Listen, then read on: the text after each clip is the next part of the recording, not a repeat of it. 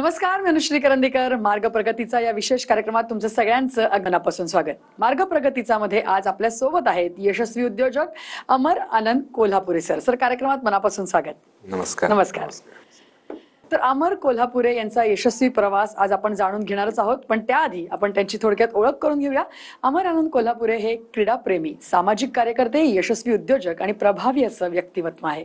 2014 साली वाईसारख्या छोट्याशा शहरात दर्जेदार रॉयल वे या कंपनीची स्थापना करून क्लोदिंग ब्रँडच्या दुनियेत त्यांनी प्रवेश केला. त्यांचे वडील स्वर्गीय आनंद कोल्हापुरे यांच्या पश्चात त्यांनी स्थापन केलेल्या उत्कर्ष नागरी सहकारी पतसंस्था या आर्थिक संस्थेची व वाई जिमखाना या क्रीडा संस्थेची जबाबदारी त्यांनी केवळ स्वीकारलीच नाही, तर उत्कर्ष पतसंस्थेला सातारा जिल्ह्यातील पहिली कॅशलेस पतसंस्था म्हणून नावलौकिक केवळ त्यांच्या पुढाकारामुळेच मिळाला.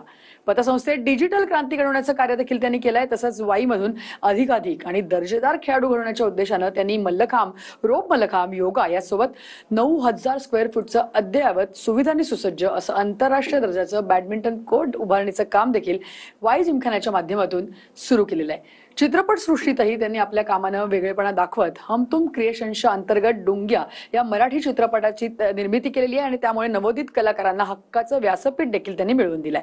वाईमध्ये भव्य दिव्य अशा वाई फेस्टिवल या सांस्कृतिक महोत्सवाचं आयोजन त्यांच्या नेतृत्वाखाली संपन्न होतं आणि नव्या प्रतिभांना व्यासपीठ देणारी, समाजसेवेसाठी हात पुढे करणारी आणि प्रत्येकासाठी संधी निर्माण करणारी ही चळवळ त्यांनी गेले 17 वर्ष अविरत सुरू ठेवून या महोत्सवाच्या माध्यमातून विविध कलावंत, स्पर्धक, प्रेक्षक यांना एकत्र आणलेलं आहे. हजारो सायकलवीरांसह शहीद जवान स्मरणार्थ सायकल रॅली, सर्व कलागुणांना वाव देणारी विविध गुणदर्शन स्पर्धा, रक्तदान शिबिर, उत्कर्ष श्री शरीर सौष्ठव स्पर्धा, सातारा जिल्ह्यातील मानाची स्पर्धा, ग्रुप डान्स स्पर्धा, मोठ्या प्रमाणात वृक्षारोपण करून पर्यावरण संवर्धनाचे अनेक कार्यक्रम, त्याचबरोबर महिला गिर्यारोहण स्पर्धा, महिला दिन विशेष उपक्रम, जिल्हास्तरीय बॅडमिंटन स्पर्धा, 15 दिवसांचं उन्हाळी क्रीडा प्रशिक्षण शिबिर असे एक ना अनेक सामाजिक उपक्रम ते वर्षभर राबवत असतात. व्यावसायिक, सामाजिक, क्रीडा, कला, तंत्रज्ञान अशा एक ना अनेक क्षेत्रात त्यांचं असलेलं कार्य हे अलौकिक आहे आणि तरुणांनी आदर्श घ्यावा असंच त्यांचं व्यक्तिमत्व आहे. तर एकूणच सरांची आपण ओळख करून घेतली आणि एकूणच त्यांचा सगळा प्रवास आपण पाहतोय, त्या अनुषंगाने आपण त्यांच्याशी चर्चा करणार आहोत. सर, तुम्ही बऱ्याच गोष्टी करताय आणि बऱ्याच ठिकाणी बरेचसे उपक्रम तुम्ही राबवताय, परंतु त्याकडे येण्याआधी थोडंसं मला समजून घ्यायचं ते म्हणजे उत्कर्ष नागरी सहकारी पतसंस्था, त्याचा प्रवास नेमका तुमच्या दृष्टीने कसा सुरू झाला याबद्दल काय सांगा? त्याचा प्रवास म्हणजे ऍक्च्युली माझे वडील स्वर्गीय अण्णा आनंद कोल्हापुरे यांनी 1999 साली संस्थेची स्थापना केलेली. आता ही एक आर्थिक संस्था आहे, उत्कर्ष पतसंस्था. पण आर्थिक संस्था चालू करायच्या आधी त्यांनी 1992 साली एक क्रीडा संस्था स्थापन केली होती, ती म्हणजे वाई जिमखाना. म्हणजे वाई जिमखान्याचे ते एक संस्थापक आहेत. त्याच्यानंतर 1999ला एक आर्थिक संस्था स्थापन केली, त्याचे पण ते संस्थापक आहेत. पण उत्कर्ष पतसंस्था जन्माला आली त्याचं कारण म्हणजे असं, आनंद कोल्हापुरे हे स्वतः शिवछत्रपती पुरस्कार प्राप्त क्रीडाप्रेमी होते. मग त्यांनी क्रीडा संस्थेची स्थापना केल्यानंतर त्यांना तिथं थोडं आर्थिक पाठबळ मिळावं आणि स्वतःचं काहीतरी आर्थिक पाठबळ निर्माण करण्याच्या माध्यमातून त्यांनी 99 साली उत्कर्ष पतसंस्थेची स्थापना केली आणि तिथून खरा हा उत्कर्षाचा प्रवास चालू झाला. अच्छा, नक्कीच. तुम्ही म्हणालात तसं की तुमच्या वडिलांनी या सगळ्याची कुठेतरी सुरुवात केली, परंतु आज तुम्ही त्याला वेगळ्या आयामावर नेऊन ठेवलंय, तुम्ही वेगळ्या पद्धतीने त्याच्यामध्ये काम करत असता. परंतु पतसंस्थेकडे जाताना मला तुम्हाला हाच प्रश्न विचारावासा वाटतो की आज पतसंस्थेसमोरची जी आव्हानं आहेत ती नेमकी काय आहेत, किंवा कुठल्या अडचणी या संस्थेच्या समोर येताना दिसतात का? अडचणी अशा नाही आहेत, पण सध्या तुम्ही बघता की स्पर्धेचं युग आहे. प्रत्येक क्षेत्रामध्ये खूप मोठ्या प्रमाणात स्पर्धा वाढलेली आहे. तसंच एक आर्थिक क्षेत्रामध्ये सुद्धा काम करताना हा एक व्यवसाय म्हणून जर बघितला तर नक्कीच स्पर्धा आहे. क्रीडा संस्था आणि आर्थिक संस्था या दोन संस्था म्हणजे आमच्या एक सामाजिक उपक्रमातून जन्माला आलेल्या ह्या संस्था आहेत. त्याच्यामुळं आम्ही या स्पर्धेकडं त्याला सामाजिक जोड दिलेली आहे. तर अनेक सामाजिक उपक्रम आम्ही या संस्थेच्या माध्यमातून करत असतो. अडचणी काही येत नाहीत, कारण सामाजिक बांधिलकीतून जे आम्ही सामाजिक उपक्रम करून घेत असतो त्यातूनच अनेक लोक आम्हाला या प्रवासात जोडले जातात. खरंय. आणि मग त्यांना मग आम्ही आर्थिक सुविधा देत असतो की याच्यामध्ये कोणाकडे काही गुंतवणूक करायची असेल तर मग आमच्या संस्थेमध्ये ते निश्चित गुंतवणूक करतात. ते गुंतवलेला पैसा सुद्धा आम्हाला कुणाला तरी द्यावाच लागतो, तो आम्ही कर्जाच्या स्वरूपात देत असतो. मग तो कर्जाच्या स्वरूपात देत असताना कुणाला देतो तर गरीब गरजू महिला, शक्यतो महिलांना जास्त आम्ही प्राधान्य दिलं. महिला सबलीकरणावर आम्ही काम केलेलं आहे, तर त्यांना कर्जाच्या रूपाने आम्ही ते पैसे त्यांना देत असतो. नक्कीच. मग एकूणच जर का बघितलं तर विविध सामाजिक उपक्रम राबवताना तुम्ही समाजाला सुद्धा एक देणं लागतात, त्या दृष्टिकोनात अनेक गोष्टी तुम्ही करत असता. परंतु जसं तुम्ही आता उत्कर्ष ही पतसंस्था स्थापन झाली तुमच्या वडिलांनी केली, परंतु तुम्ही संचालक म्हणून जेव्हा त्याचा पदभार स्वीकारला तो सगळा अनुभव कसा होता, लोकांची साथ कशी मिळाली, आतापर्यंत हा प्रवास कसा चाललाय सर? रोमांचकारी सगळी घटना आहे, कारण ज्यावेळेस माझे वडील स्वतः या सर्व ह्याच्यामध्ये सक्रिय होते त्यावेळेस एक तरुण म्हणून मी फारच त्या गोष्टीकडे कधी बघितलं नव्हतं की आपल्याला सुद्धा इथून पुढे कधीतरी संस्थेमध्ये आपल्याला लक्ष घालावं लागेल, काम करावं लागेल. एक आपण आपल्या एक वेगळ्या दुनियेत असायचो. म्हणजे मी स्वतः खेळाडू आहे, मी खेळावर जास्ती माझा फोकस असायचा, मी त्यामध्येच व्यस्त असायचो. पण असं कधी वाटलं नव्हतं मला की वडिलांच्या पश्चात आपल्याला सुद्धा त्या गोष्टींकडे आपल्याला कधी वळावं लागेल. पण 2016ला ज्यावेळेस अचानक माझ्या वडिलांचं निधन झालं त्याच्यानंतर कुठेतरी मला असं वाटायला लागलं की आपल्याला वडिलांनी म्हणजे ज्या तळमळीने ते काम करत होते ते मला सगळं दिसून येत होतं. आणि मला असं वाटायला लागलं की आपल्याला सुद्धा हे पुढे घेऊन जावं लागेल. आणि तिथून मी संस्थेमध्ये लक्ष घालायला चालू केले. निश्चितच ह्याच्यामध्ये वडिलांनंतर अचानक जर का त्याच जबाबदारी जर पडती तर ऍक्सेप्टन्स नव्हताच तसा. काही लोकांचा ऍक्सेप्टन्स नव्हता, काही लोकांना असंही वाटत होते की हे ते पेलू शकतील का नाही, करू शकतील का नाही. कारण आधीचं आपलं सगळं राहणीमान बघता त्यांना असं वाटायला लागलं, साहजिक आहे, आणि असं वाटू शकते की बाबा आता हे जबाबदारीचे काम ते करू शकतील का. तो निश्चित एक मोठा संघर्ष होता. पण अनेक सभासदांनी, अनेक स्थानिक लोकांनी, वडिलांच्या सहकारी जे मित्र होते त्यांनी आमच्याकडे ही जबाबदारी सोपवली कुटुंबातला एक व्यक्ती म्हणून. आणि जबाबदारीने काम करतोय, त्यांच्या बरोबर राहून जे काही शिकायला मिळालं ते निश्चित पुढे नेतोय. आणि त्यांनी जो काही एक साचा बसवलेला होता तर त्या साच्यामध्ये काम करताना तेवढा आम्हाला त्रास होत नाहीये, हे निश्चित. नक्कीच. म्हणजे तुम्ही जर का म्हटलं की वडिलांचं नावलौकिक आहे ते तुम्ही आज कुठेतरी सार्थ ठरवताना दिसतंय, आणि त्याचंच एक प्रतीक म्हणून मला तुम्हाला विचारायचं आहे की सातारा जिल्ह्यातली पहिली कॅशलेस पतसंस्था म्हणून सुद्धा नावलौकिक मिळालेलं आहे, ते पण तुमच्या पुढाकाराने झालेलं आहे उत्कर्ष पतसंस्थेचं. त्याविषयी काय सांगाल, कशा प्रकारे हे सगळं केलं तुम्ही? बरोबर आहे. आता आजकाल तर टेक्नॉलॉजीचं सगळं युग आहे आणि अडॉप्शन तर करणं गरजेचं होतं. 2016 नंतर ज्यावेळेस मी स्वतः एक संचालक म्हणून ज्यावेळेस मी कार्यभार हाती घेतला त्यावेळेस मला असं जाणवायला लागलं की कुठेतरी कमतरता आहे आपल्यामध्ये, ती म्हणजे टेक्नॉलॉजीची. आणि कारण मी युज टू होतो इतर बँकेचा, ज्यावेळेस मी ग्राहक होतो, म्हणजे अगदी नाव घ्यायला काय हरकत नाही, म्हणजे मी स्वतः एक SBI म्हणजे स्टेट बँक ऑफ इंडिया म्हणजे बँकांची बँक म्हणजे अशी म्हणली जाते. आणि त्या बँकेचा मी ग्राहक असताना मी ज्या सुविधांचा लाभ घेत होतो त्यांचा, ते सगळं टेक्नॉलॉजी बेस होतं. आणि इथं पतसंस्थेमध्ये काम करत असताना मला असं जाणवायला लागलं की ॲज अ ग्राहक मला ज्यावेळेस टेक्नॉलॉजी, मोबाईल ॲप, कॅशलेस सुविधा या मी उपभोग घेत होतो, तर माझा कस्टमर का घेऊ नये, तर कुठेतरी त्यांना सुद्धा या गोष्टी घेऊन यायला लागतील. म्हणून मग मी पहिल्यांदा जी सुरुवात केली ती कॅशलेस म्हणजे मोबाईल ॲपची सुरुवात केली. मोबाईल ॲप सुद्धा पतसंस्थांना मिळणं म्हणजे खूप अवघड गोष्ट होती, कारण काय या ॲपची मागणी करणार आपण कुणाला, कुठल्या सॉफ्टवेअर कंपनीकडे जाणार आणि त्यांच्याकडे ते एक्झिस्टिंग आहे नाहीये. बरं, म्हणजे आपण एखादी कल्पना मांडतोय ते सॉफ्टवेअर कंपन्यांना, त्यांनी ते डेव्हलप करणं, इम्प्लिमेंट करणं, ते आपल्याला मिळणं, हा जो काळ 1 वर्षाचा गेला तो भयंकर म्हणजे संघर्षाचाच होता. पण एक कंपनी होती की ज्यांनी आमचं पूर्ण समजून घेतलं, काय आमच्या रिक्वायरमेंट समजून घेतल्या आणि त्या पद्धतीने त्यांनी दिल्या आणि आम्ही सज्ज झालो 2017लाच टेक्नॉलॉजी, मोबाईल ॲप आणि या सगळं. आणि टेक्नॉलॉजी नुसती घेऊन उपयोग नव्हता. आमचा जो ग्राहक वर्ग होता तो सुद्धा फारसा असा सुशिक्षित किंवा खूप उच्च दर्जाचा असा नाही की टेक्नॉलॉजी. मग नंतर आम्हाला त्याच्यावर जागरूकता वाढवावी लागली की बाबा मोबाईल ॲप वापरला तर तुम्ही जास्ती किती स्पीडनी आणि विश्वासाने काम करू शकता, व्यवहार करू शकता.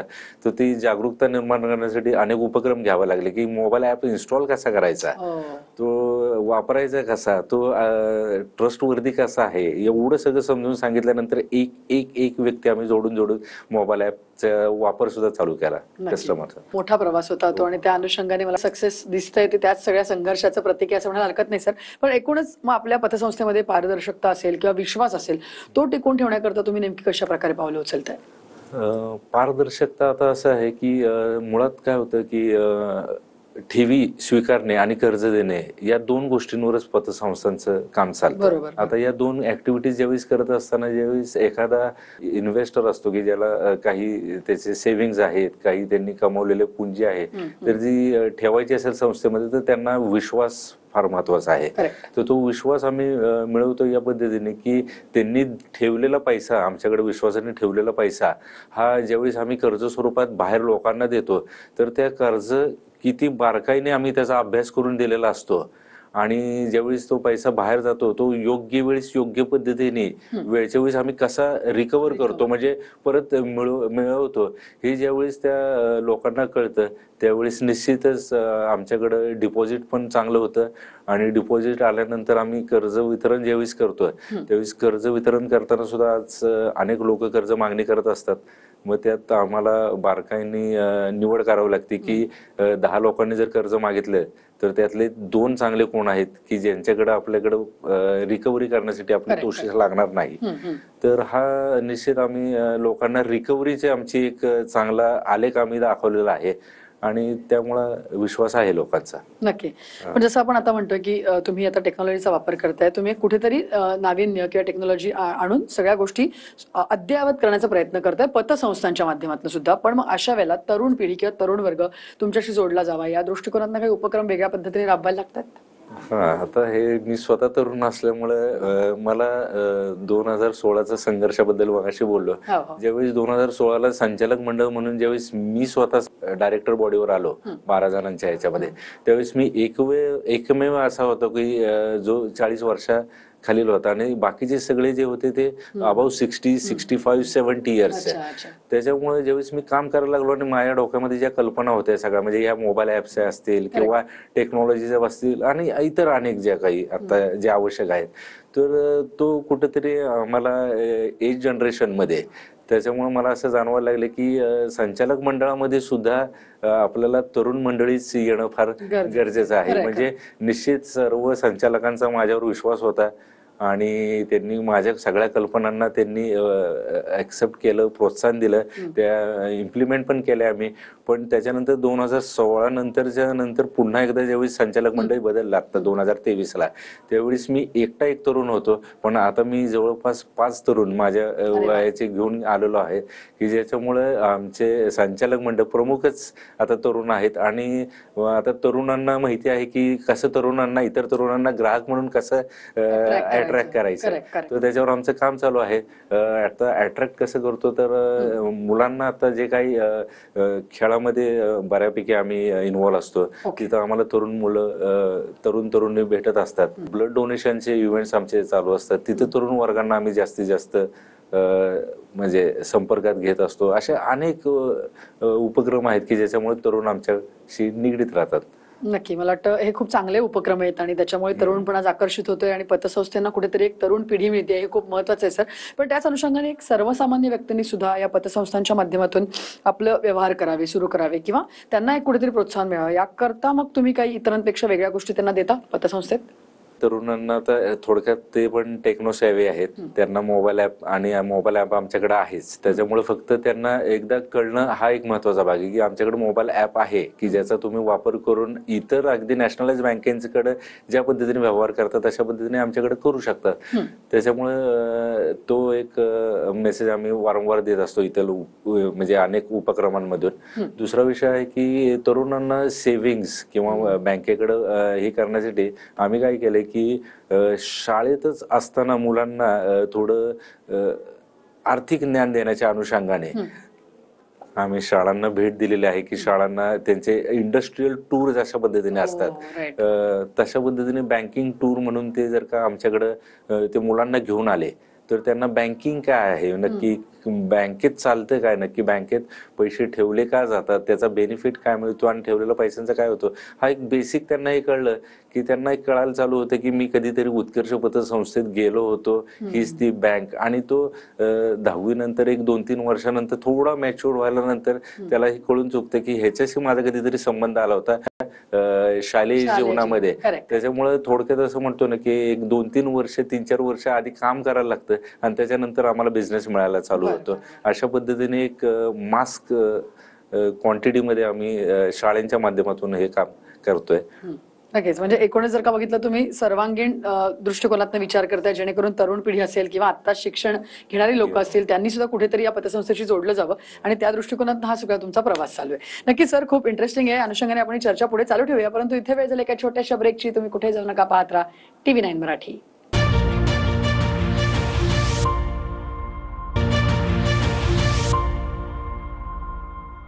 ब्रेकनंतर मार्ग प्रगतीचा या आमच्या विशेष कार्यक्रमात तुमचं सगळ्यांचं पुन्हा एकदा स्वागत. तर सर, आपण उत्कर्ष नागरी पतसंस्थेबद्दल बोलत असताना मला तुम्हाला विचारायचं आहे की अनेक उपक्रम राबवत असताना तुम्ही महिलांसाठी, महिला सक्षमीकरणासाठी सुद्धा वेगवेगळे उपक्रम राबवताय. त्याविषयी काय सांगाल? नेमकं महिलांकरता काय करताय? मुळात आमचा ग्राहक वर्ग जो आहे तो सर्वात जास्त आहे तो महिलांचा आहे. सुरुवातीपासूनच महिला सबलीकरणावर माझ्या वडिलांनी म्हणजे आनंद कोल्हापूरनी काम केलेलं होतं. तर महिलांना सबल करणं गरजेचं आहे असं त्यांना एक सामाजिक भावनेतून त्यांना वाटायला लागलेलं होतं. तर सबल करत असताना त्यांना आर्थिक पुरवठा केल्यानंतर त्या अर्थकारणाचं पुढं कशा पद्धतीने नियोजन केलं पाहिजे आणि त्या 1 रुपयाचे 2 रुपये कसे केले पाहिजे ह्याचंही कुठेतरी जागरूकता वाढवावी असं त्यांना वाटलं. आणि त्याच्यानंतर त्यांनी ट्रेनिंग चालू केले. म्हणजे घेतलेल्या पैशाचं तुम्ही कसा वापर केला पाहिजे आणि त्याचा पैशाचा पैसा कसा केला पाहिजे या ह्याच्यातून त्यांनी मग कर्ज वितरण आणि प्रशिक्षण या विषयावर त्यांनी काम चालू करायला लागले आणि तोच विषय आम्ही पुढे घेऊन आता काम करत आहोत. आणि मला असं वाटतं की महिलांचा जो कर्जाची जी रिकव्हरी आहे ती आमच्यासाठी सर्वात सोपी असं आहे. कारण महिला फारच जेन्युइन म्हणजे की आपण वेळच्या वेळीस कर्ज भरलं पाहिजे, दिलं पाहिजे आणि शिवाय त्यांना आपण दिलेल्या कर्जाची सर्वात जास्तीत जाण ह्या महिलांनाच आहे असं आम्हाला वाटायला लागलं. आणि त्यातून आम्हाला सुद्धा असं एक आनंद मिळायला लागला की आपल्याकडून खूप एक चांगलं सामाजिक काम होत आहे. आता आम्ही नुकतंच आता होम मिनिस्टरचा काही कार्यक्रम घेतलेला होता. तर होम मिनिस्टरच्या कार्यक्रमामध्ये आम्ही फक्त महिलांनाच तिथं बोलवलेलं होतं. तर महिलांनी एक महिला कार्यक्रमामध्ये एवढी इन्व्हॉल्व झाली होती की तिकडे बघून असं वाटलंच नाही की ती एवढी एन्जॉय करेल. तर ती मंत्रमुग्ध झालेली होती. आणि त्या व्यक्तीला ज्यावेळेस आम्ही परत कार्यक्रमानंतर भेटलो की बाबा तुम्ही एवढे कसे काय खुलला गेला होतं, तर ते म्हणले की मी कधीच नाचले नाहीये. म्हणजे माझ्या जीवनामध्ये लहानपणापासून ते वयाच्या आता ती 60 वर्षाची महिला होती. तर मी कधीच असं स्टेजवर आले नव्हते आणि मला स्टेजवर यायला मिळालं ते उत्कर्ष पतसंस्थेमुळे यायला मिळालं. आज माझा 1 तासभरचा जो वेळ गेलेला आहे तो मी पूर्णपणे माझं स्ट्रेस म्हणजे त्याच्या भाषेत ती सांगत होते की मी पूर्णपणे हलकी झालेली आहे. माझ्या घरातले ताणतणाव सगळे मी विसरून गेले. तर कुठेतरी असं वाटायला लागलं की बाबा आपल्याकडून चांगलं काम घडतंय. म्हणजे त्यांच्यासाठीचे घेतलेले उपक्रम. आणि एवढंच नाही तर ती महिला पुन्हा दुसऱ्या दिवशी उत्कर्ष पतसंस्थेमध्ये आली आमच्या इथं आणि ती म्हणते की आपल्या संस्थेमध्ये काय काय असतं मला जरा सांगा, म्हणजे मला काय करता येईल काय तुमच्याकडे. म्हणजे कुठेतरी तिला असं वाटायला लागलं की बाबा या संस्थेने आपल्याला काल खूप काहीतरी एक आनंद दिलेला आहे, आज आपल्याकडे त्यांच्याकडे जायचंय. आणि त्या आल्या, त्या महिलेचं खातंही नव्हतं आपल्याकडे. त्या महिलेने खातं ओपन केलं. आता ती महिला होती 60 इयर्स अबाव होती. तर आमच्याकडे एक कल्पना आहे आहे की 55 वर्षावरील जे काही व्यक्ती आहेत बरं. त्यांना आम्ही सिनियर सिटीजन म्हणून एक वेगळं ट्रीट करत असतो. ओके. म्हणजे त्यांना ठेवीवर व्याज सुद्धा 0.5% जास्त जास्त असतो मिळतं. बरं. आणि व्याज जास्ती देतो. शिवाय त्यांना घरपोच सुविधा देतो आम्ही. बरोबर. म्हणजे त्यांनी फक्त 1 नंबरला कॉल करायचा 86 87 100 आम्ही 24 तासाची सर्व्हिस देण्यासाठी आम्ही तुमच्या दारी हजर आहोत. अशा पद्धतीची सर्व्हिस चालू केलेली आहेत. त्याचाही लाभ सगळेजण घेतात आणि अप्रिशिएट करतात खूप लोक. तर नक्कीच मला वाटतं सर, तरुण पिढी झाली, महिला झाले, सगळ्यांसाठी विविध उपक्रम सामाजिक बांधिलकी म्हणून तुम्ही पतसंस्थेच्या माध्यमातून करताय आणि त्याला खूप चांगलं यश मिळतंय, लोक अप्रिशिएट करतात, ते महत्वाचं आहे. तर त्या अनुषंगाने एकूणच तुमचा जर का प्रवास बघितला तर तुम्ही कुठलं क्षेत्र सोडलं नाही असं म्हणायला हरकत नाही. तर आजची तरुण पिढी अशाच लोकांकडे बघून मोठी होत असते. तर तुम्ही जाता जाता या तरुण पिढीला संदेश काय द्या? तरुण पिढीला मी हे सांगेन की त्यांनी या पतसंस्थांवर पण थोडा विश्वास ठेवावा आणि पतसंस्थांमध्ये सुद्धा त्यांनी व्यवहार करावेत, जेणेकरून त्यांना त्यातून जास्ती त्यांच्या वैयक्तिक जीवनामध्ये बेनिफिट मिळेल असं मला निश्चित वाटतं. तरुण मंडळी ज्यावेळी पतसंस्थांमध्ये वळतील व्यवहार करण्यासाठी तर त्यांना हा फरक निश्चित जाणवेल की इथं सर्व्हिस ही व्यक्ती पातळीवर सर्व्हिस दिली जाते. तिथं पर्सनल टच खूप असतो या संस्थांच्या माध्यमातून. तर त्यांनी पतसंस्थेमध्ये व्यवहार करावेत असं मी त्यांना निश्चित सांगेन.